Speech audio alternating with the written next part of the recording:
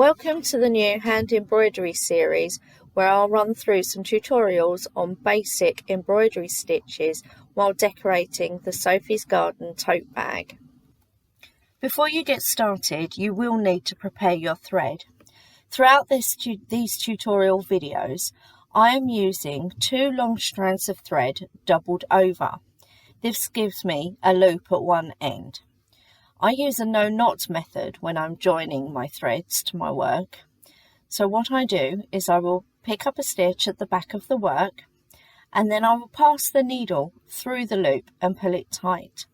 Therefore, I do not need to make a knot in the end of my thread.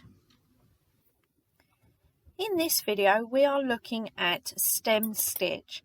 Stem stitch is a really great stitch for going around borders. You can use it to create wording on a piece of embroidery.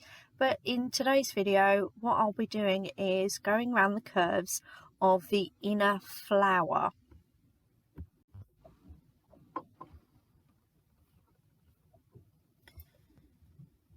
Stem stitch is created by lots of tiny half stitches. So to do this, what you will do is you will bring your needle up at the start of your work, so up from underneath, and make a small half stitch, running stitch, so a half straight stitch, and then go back down.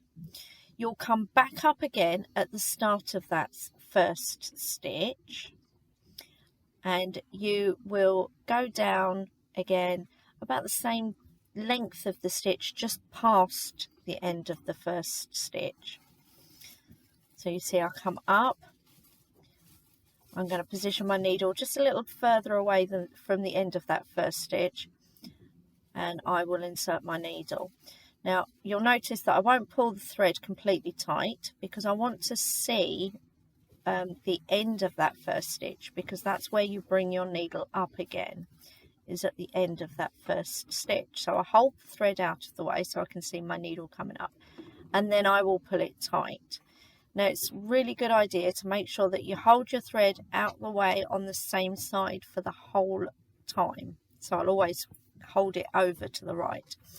So I'm going to put the needle back down again about the same distance away from the end of the second stitch that I made, holding the thread out of the way, because I want to bring my needle back up again at the end of the previous stitch, and it's in the same place as the end of that previous stitch.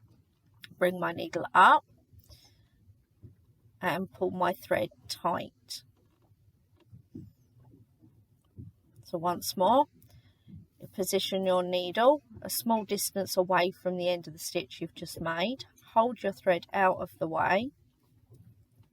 I'm still holding the thread out the way to the right hand side, and I'm going to bring my needle back up at the end of the previous stitch.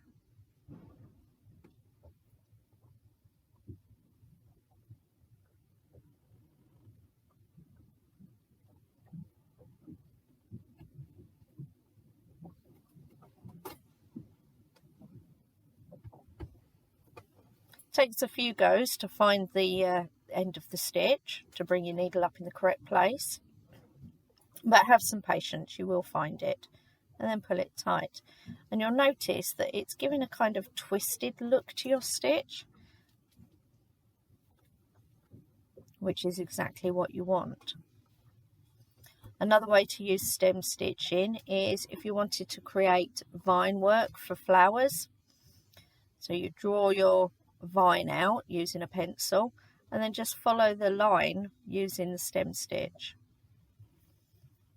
and continue on. And you'll notice that I will just continue to go around the curve. I do fiddle a lot with the thread so that I can move it out of the way and see what I'm doing. It also helps prevent any knotting by moving things out of the way, and then just pull it tight.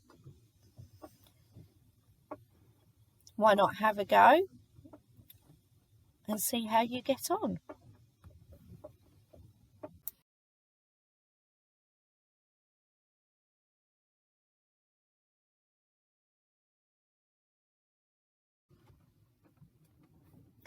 As you are coming towards the end of your thread and you are ready to tie off underneath, put your needle down at the very end of the last stitch that you made. So don't jump forward, just put it down at the end of the last stitch that you made so that you can tie off underneath.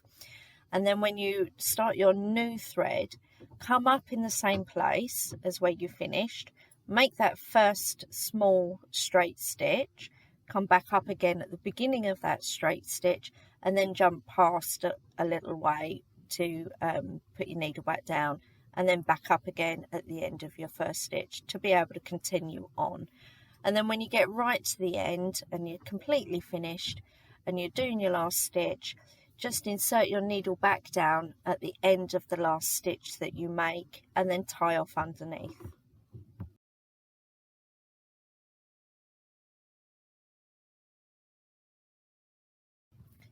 If you've been enjoying this series of videos and you'd like to see more, click the subscribe button and the bell so that you can receive notifications of new videos.